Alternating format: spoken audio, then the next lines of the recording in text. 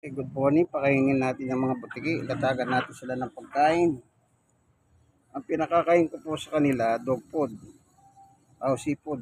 Ito, pinababad ko pong ganyan para malambot, para pagkakainin nila, huwag na sila mahirapan, para sila kumakain ng mamon. Okay? Gugupitin natin silang maliliit. Ito. Tapos ilalatag natin dyan, dito. Okay, ganito muna.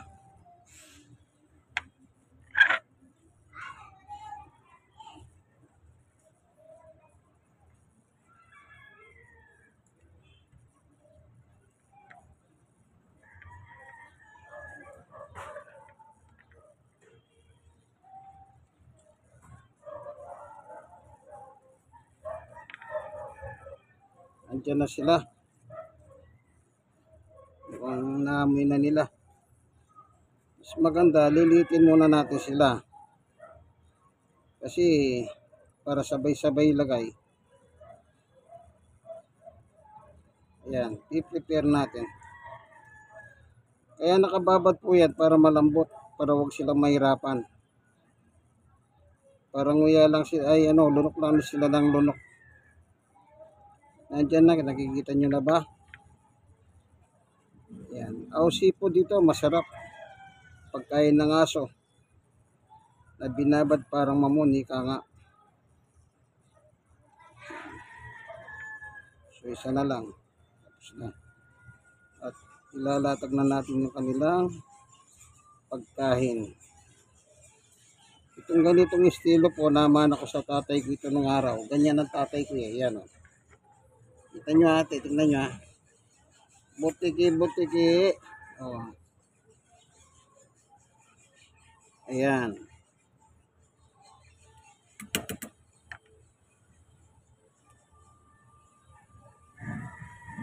Kain na, butiki. Ayan, lumalabas na po sila. Medyo naiya pa. Pero yung iba, wala nang iyaya.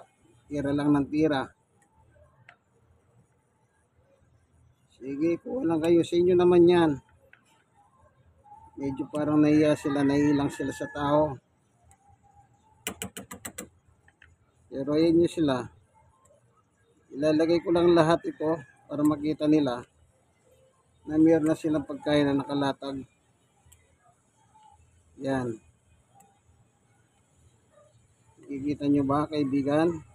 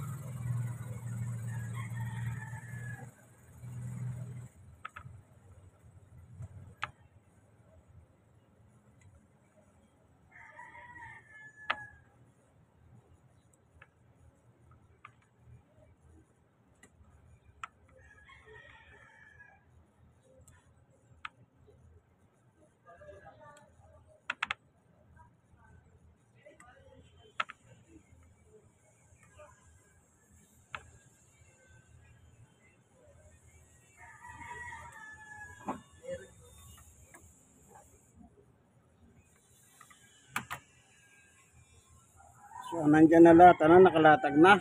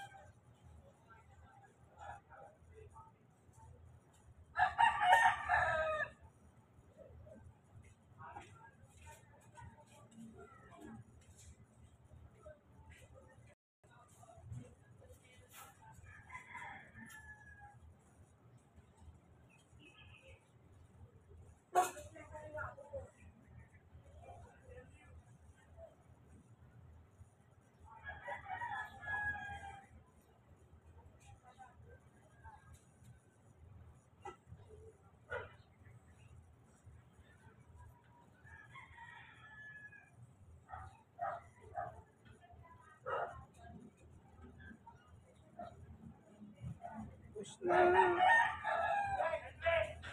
Ubus na po yung pagkain nila, naubos na nila.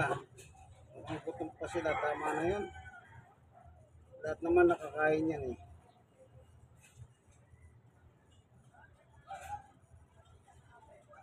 Kasi kung bibigyan ko pa sila, ipagbababad ko sila, matatagalan ulit yung babad na yon. So tama na, mga putikis at least. Nakakain na kayo, ano? Sige. Mga putikis. Ubus na. Nga na, matulog na kayo ulit. Yan.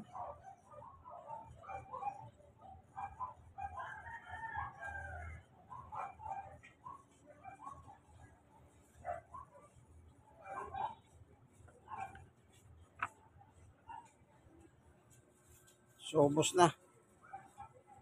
Kung minsan naman, dadagdagan ko, ang nangyayari, hindi nila inuubos eh, nagtitira sila eh. Mas maganda yung ganyan. Nananabik sila. Ah, sige po ano, hanggang dito na lamang ang ating video sa mga Butikis family. Ito ang inyong kaibigan kay Jesus, Brother Manny Bautista. God bless us all. Like and share. And share. Kayo po mag-share kayo sa iba. At mag-subscribe po kayo. Bye-bye.